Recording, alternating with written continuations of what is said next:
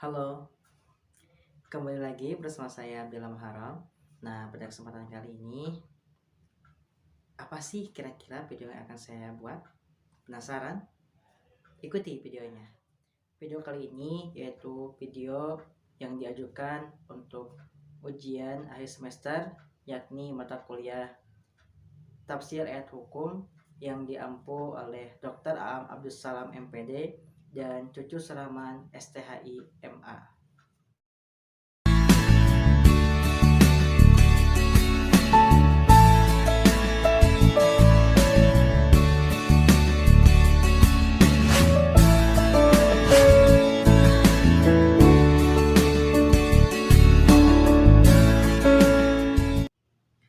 Assalamualaikum warahmatullahi wabarakatuh. Alhamdulillahilladzi an'ama alaina binikmatil iman wa hadana ala dinil islam.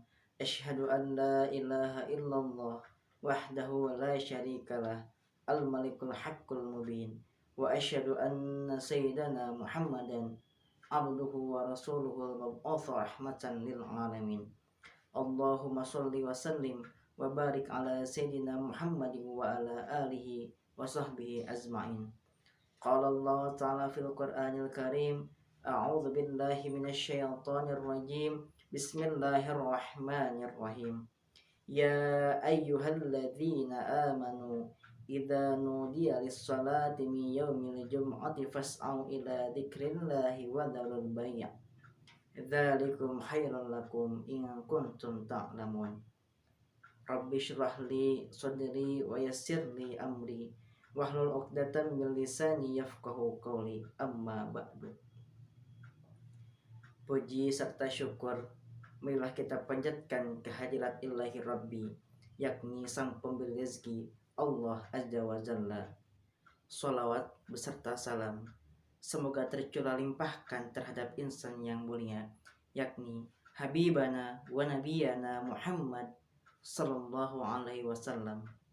Tak lupa juga kepada keluarganya, para sahabatnya, para tabi'in, dan kita selaku umatnya.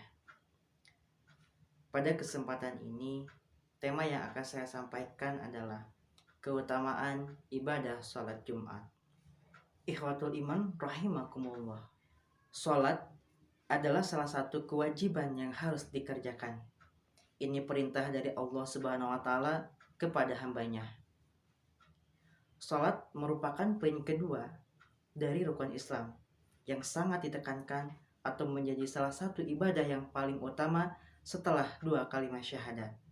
Sholat juga merupakan tiang atau pondasi agama, sebagaimana Rasulullah SAW bersabda, yang artinya, sholat adalah tiang agama, barang siapa mendirikannya, maka sungguh ia telah menegakkan agamanya. Dan barang siapa meninggalkannya, maka sungguh ia telah merobohkan agamanya itu sendiri. Ikhwatul iman rahimakumullah.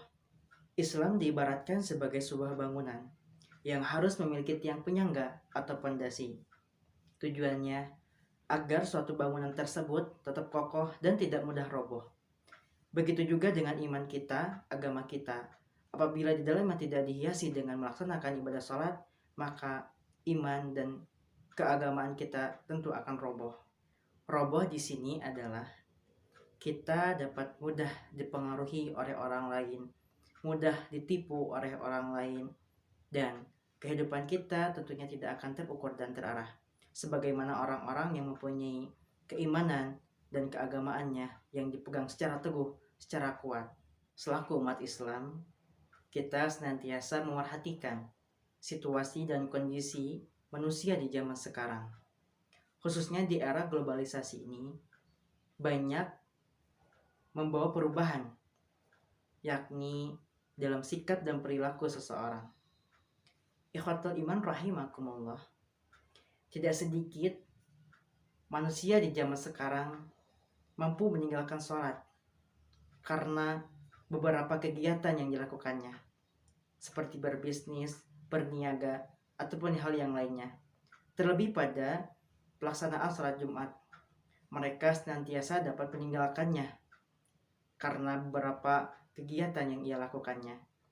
Melihat kondisi seperti itu tentu membuat miris bagaimana orang-orang di zaman sekarang lebih memilih urusan dunia dibanding urusan akhirat. Tentunya urusan dunia ini adalah urusan yang fana atau sementara dibandingkan dengan urusan akhirat yang kekal di dalamnya.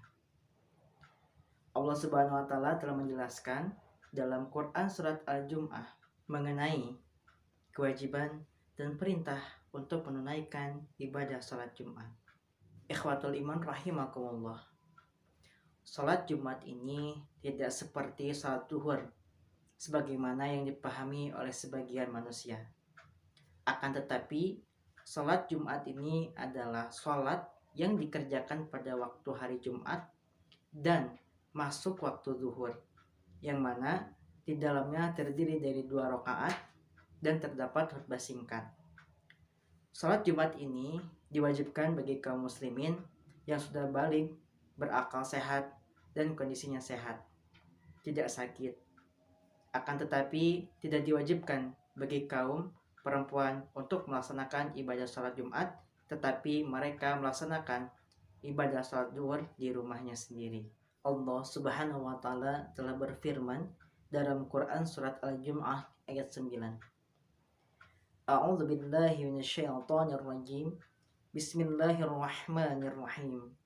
Ya ayyuhalladzina amanu, wahai orang-orang yang beriman, idza nudiya lis-salati min yaumil jum'ati, apabila telah diseru untuk melaksanakan ibadah salat Jumat, fas'au, maka segeralah kamu ila dzikrillahi, mengingat Allah, wa darul bai', dan tinggalkanlah jual beli. Dzalikum khairul lakum, yang demikian itu lebih baik bagimu, in kuntum ta'lamun, jika kamu mengetahui. Ikhwatul iman rahimakumullah.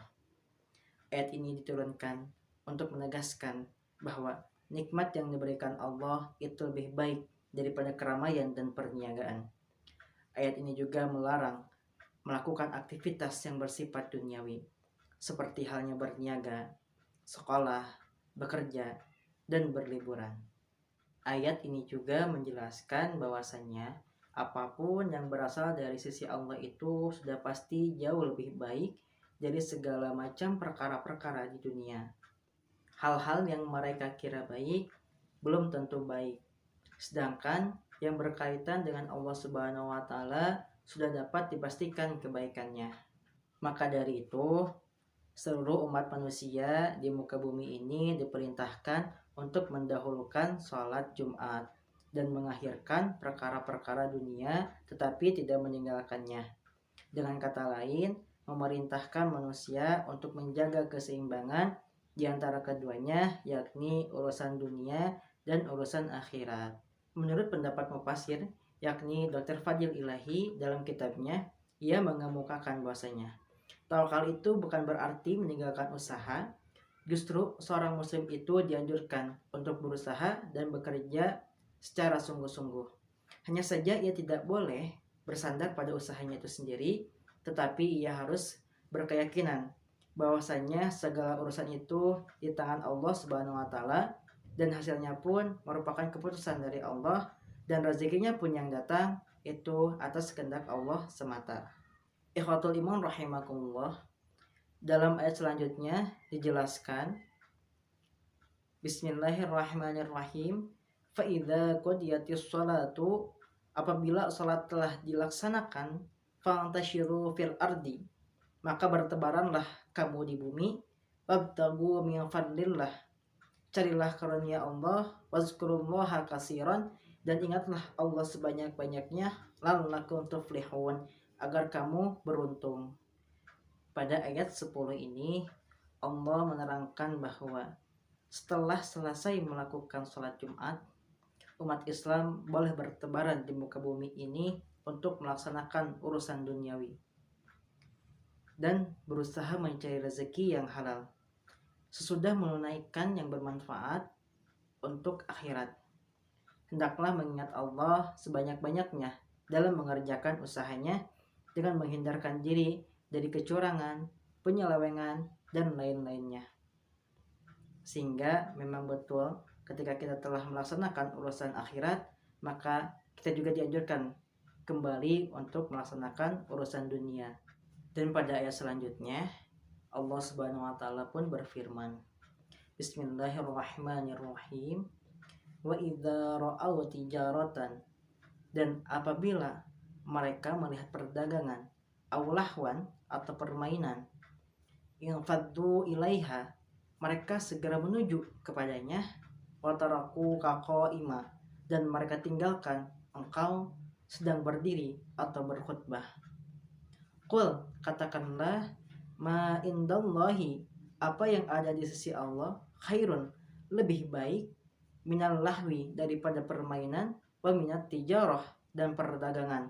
Wallahu, dan Allah, khairur razikin, pemberi rezeki terbaik. Dalam ayat ini Muhammad Quraisy Shihab mengemukakan bahwasanya apabila mereka melihat perniagaan atau permainan yang menyenangkan, mereka menuju ke situ dan meninggalkan kamu berdiri. Nah, kamu berdiri sini adalah tertuju kepada Nabi Muhammad yang sedang menyampaikan khutbahnya, yang mana pada waktu itu orang-orang pergi untuk menemui permainan dan perniagaannya, sehingga katakanlah kepada mereka, karunia dan pahala yang ada pada Allah lebih bermanfaat bagi kalian daripada permainan dan perniagaan. Allah adalah sebaik-baik pemberi rezeki, maka mintalah rezeki dengan senantiasa menaatinya. Ikhwatul iman rahimakumullah. Lalu bagaimana dampak dari seseorang yang meninggalkan ibadah salat Jumat? Yaitu ada 3 ancaman bagi orang-orang yang meninggalkan ibadah salat Jumat. Yang pertama, akan ditutupi hatinya.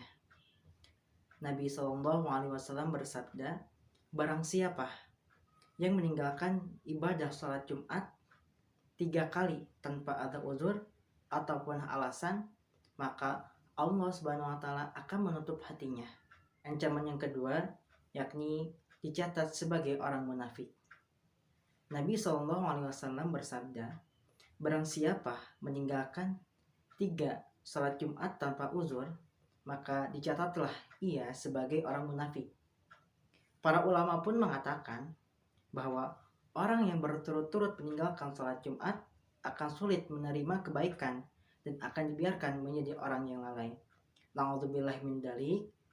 Semoga kita bisa menghindari hal-hal ini. Yang ketiga, yaitu diharuskan untuk membayar sedekah. Nabi SAW pun bersabda, barang siapa meninggalkan salat Jumat tanpa uzur atau alasan, maka bersedekahlah 1 dinar. Jika tidak punya, maka setengah dinar. Ibnu Hajar pun mengatakan, hadis ini mengandung arti sedekah ini dilakukan bukan semata-mata untuk menebus dosa, tetapi untuk meringankan dosa yang telah diperbuatnya, yakni melalaikan kewajibannya menunaikan ibadah salat Jumat. Dari keterangan lain pun ada yang mengatakan bahwasanya orang yang meninggalkan Jumat selama 3 kali berturut-turut, ia termasuk orang kafir. Nah, ini menjadikan cerminan bahwasanya kita selagi masih kuat dan masih mempunyai waktu untuk melaksanakan ibadah salat Jumat, maka segera melaksanakannya. Jangan menunda-nunda ataupun meninggalkannya dengan urusan yang sementara itu. Jika orang-orang mengetahui fadilah atau keutamaan dari ibadah salat Jumat dan pada hari Jumat, tentu mereka tidak akan mungkin meninggalkan ibadah salat Jumat tersebut. Mereka akan berlomba-lomba untuk segera mempersiapkannya, karena terdapat pahala yang begitu besar baginya. Di sini terdapat beberapa keutamaan mengenai salat Jumat. Yang pertama, dapat menghapuskan dosa.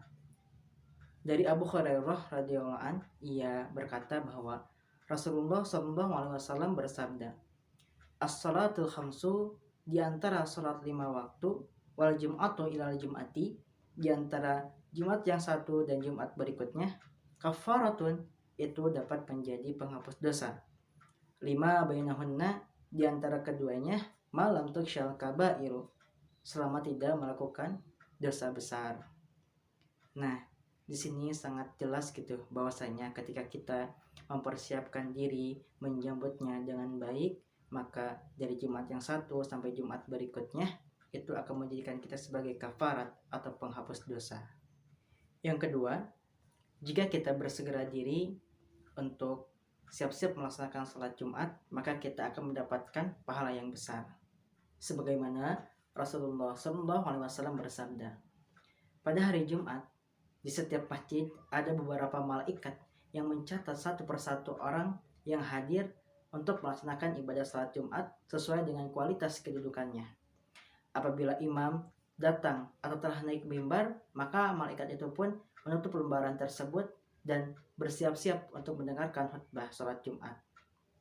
Orang yang lebih awal diumpamakan seperti orang yang berkorban seekor unta. Untanya pun unta yang gemuk. Orang yang datang selanjutnya yaitu dia diberatkan berkorban dengan seekor sapi. Orang yang datang berikutnya lalu dia juga berkorban dengan seekor kambing. Lalu ada orang yang berdatang lagi, maka ia dibaratkan seperti orang yang bersedekah dengan seekor ayam. Dan berikutnya yang terakhir, dia juga diibaratkan sebagai seorang yang bersedekah dengan sebutir telur. Hadis ini diriwayatkan oleh Imam Bukhari. Saudara-saudaraku semuanya, kita telah mengetahui keutamaan-keutamaan yang mempunyai pahala yang begitu besar. Kita juga bisa memperoleh pahala tersebut dengan menunaikan sunnah-sunnahnya.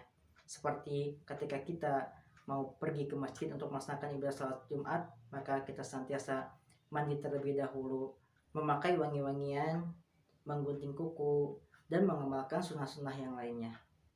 Ikhwatul iman rahimakumullah. Orang yang meninggalkan sholat berarti dia telah memutuskan hubungannya dengan Allah. Apa rasanya diputuskan tanpa alasan? Kita udah baik kepada seseorang, kita perhatian kepada orang itu, kita berkorban kepada orang itu, dan kita juga memberikan semua hak orang itu. Tapi dia tiba-tiba ngajak putus tanpa alasan. Gimana rasanya? Begitulah perasaan Allah ketika seorang hambanya memutuskan hubungannya dengan Allah dengan cara meninggalkan ibadah sholat. Padahal Allah selalu memberikan kebaikan dalam kehidupannya. Jangan putuskan Allah dengan meninggalkan sholat. Mudah-mudahan ketika kita menjaga sholat, Allah pun menjaga kita. Mungkin hanya itu yang dapat saya sampaikan. Saya ucapkan terima kasih banyak yang sebesar-besarnya atas segala perhatiannya, dan mohon maaf apabila terdapat kesalahan baik dari segi tata, bahasa, ataupun yang lainnya. Semoga pembahasan kali ini ada manfaatnya. Terima kasih. Saya tutup dengan doa. Wallahul muwaffiq ila aqwamit thoriq. Wabillahi taufiq wal hidayah. Wassalamualaikum warahmatullahi wabarakatuh.